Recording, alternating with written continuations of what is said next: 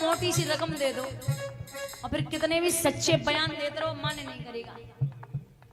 दबे हुए जज के आगे सच्चे बयानों का क्या होगा।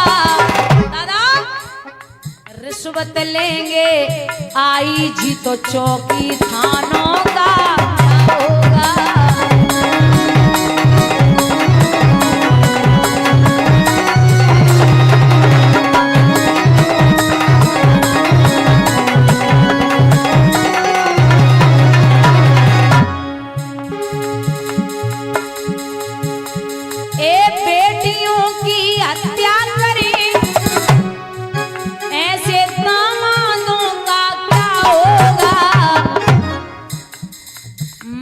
पिता की सेवा करे न उन संतानों का होगा।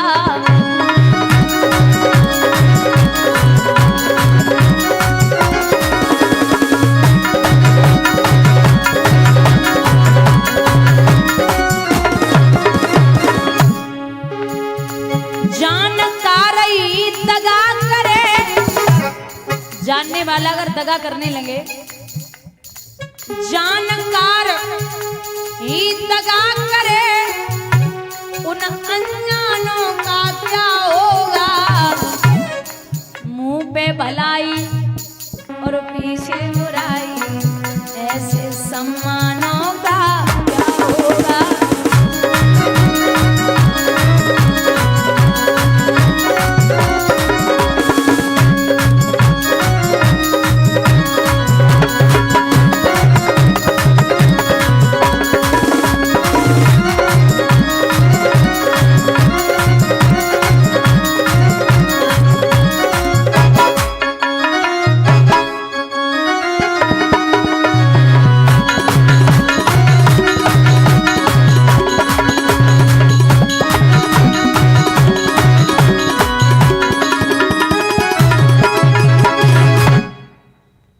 इधर उत्तम वहां से चला कुबेर के महलों के लिए। कुबेर के यक्षों ने उसे रास्ते में मार दिया। जब छोटा भाई मरा तो बड़े भाई को खबर लगी। जैसे ही ध्रुव को खबर लगी वैसे ही धावा बोल दिया, पूतने अकेले ही लड़कर शत्रु का दिवाला फोड़ दिया। जब कुबेर और ध्रुव आमने सामने आ गए तो ध्रुव के बाबा का नाम है मनु और पिता का नाम है, उनके पिता का नाम है ब्रह्मा। मनु ने और ब्रह्मा जी ने मेल मिलाप कराया और जवाब दिया कि क्रोध पाप का जड़ होता, अब और किसी का क्या लोगे। इस क्रोधा बल में हे लाला अपनी ही शक्ति जला लोगे। क्रोध ना करो, विनाश होता है। मेल मिलाप कराया। यहां से 36,000 वर्षों तक राज्य संभाला। उसके बाद में भगवान का भजन करने के लिए गए ध्रुव। वहीं पर ध्रुव के लिए आ गया विमान। विमान में बैठ करके ध्रुव बैकुंठ पहुंचते हैं तो प्रभु ने बड़ा स्वागत सत्कार किया।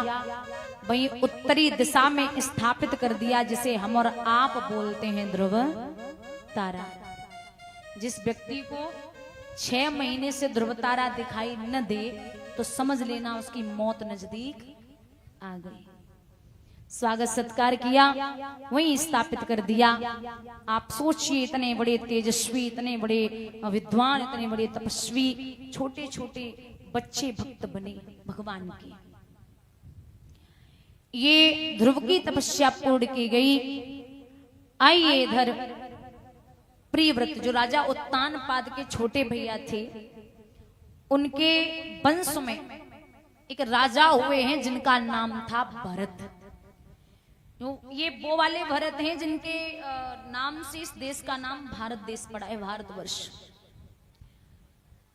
ये भरत जी जो हैं बड़े तेजस्वी, बड़े प्रतापी, बड़े अच्छे राजा थे। उन्होंने,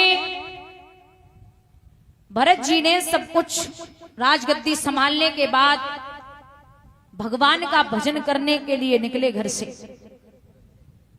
तो जब घर से निकले भरत जी, उन्होंने गंडकी नदी के तट पर तपस्या करनी शुरू की।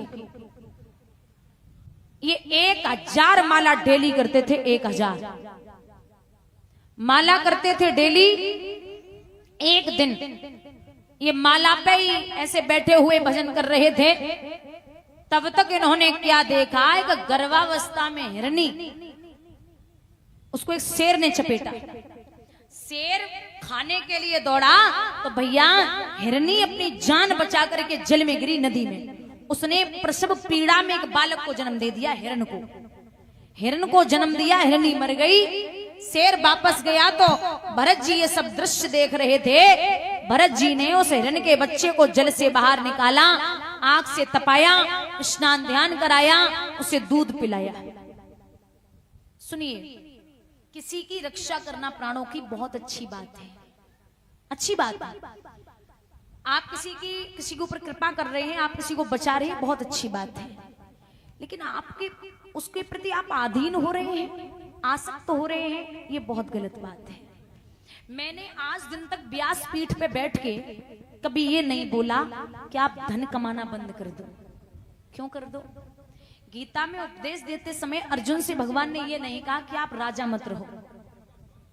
देखिए, अगर हम गृहस्थ जीवन जी रहे हैं तो हमें गृहस्थ जीवन में धन कमाना पड़ेगा, या फिर बिल्कुल बैरागी हो जाओ, धन से मतलब ही न रखो।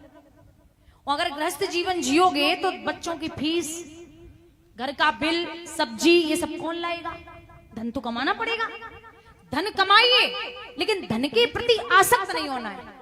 पत्नी, बच्चे, बीवी सब में रहिए, लेकिन उनके प्रति आसक्त नहीं होना है। सब कुछ करिए। दिक्कत ये है कि जब हम आए थे तो कितने पैर थे? आदमी के कितने पैर होते पैदा होता तो? दो पैर होते पक्षी के। आकाश में उड़ो, चाहे जा रहो, चाहे जैसे घूमो। और जब शादी हो गई तो कितने हो गए? 4 पैर होते पशु के। शादी होते ही होते खूंटा से बंध गए। अब 2 बच्चा है गए, कितने है गए? 8 पैर होते मकड़ी के। जिंदगी पर जरा बनाते रहो, फिर वो जरा से निकलने वाले ना है। यहां मनुष्य जब आ जाता है तो आदमी को यहां आके अपनी अपनी पड़ी रहती है। ये मेरा, वो मेरा, ये मेरा अपना।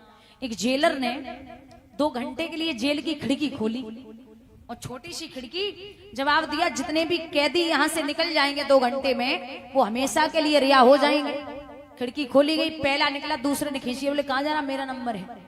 दूसरा निकला, तीसरे ने खींच लिया, तीसरा निकला, चौथे ने खींच लिया। 2 घंटे बाद खिड़की बंद हो गई। जेलर साहब ने बाहर से आवाज लगाई, कोई निकला? अंदर से आवाज आई, महाराज एक ना निकलो। क्यों? क्योंकि उन्हें अपनी अपनी परी है। ऐसे ही यहाँ मनुष्य को चलती, देखिए यहाँ जो आता है ना, चलती चाकी देख कर गया कबीरा रोय, और 2 पाटन के बीच में साबित बचा। लेकिन एक चीज और है, चाकी मानी होती है, मानी होती है ना। मानी में गेहूं बेजर जो भी फंस जाए वो पिसता नहीं है। ऐसे ही भगवान कहते, चाकी चाकी सब कहें, मानी कहे न कोई, और जो चिपटे वाकील सोम को बाल न बाको। मानी का मतलब होता है भगवान के चरण। ये चाकी है माया। एक विद्वान ने लिखा है, मटर पे अधर चले चाकी रे, मटर पे अधर चले चाकी रे, और हाथ बढ़े श्री राधे।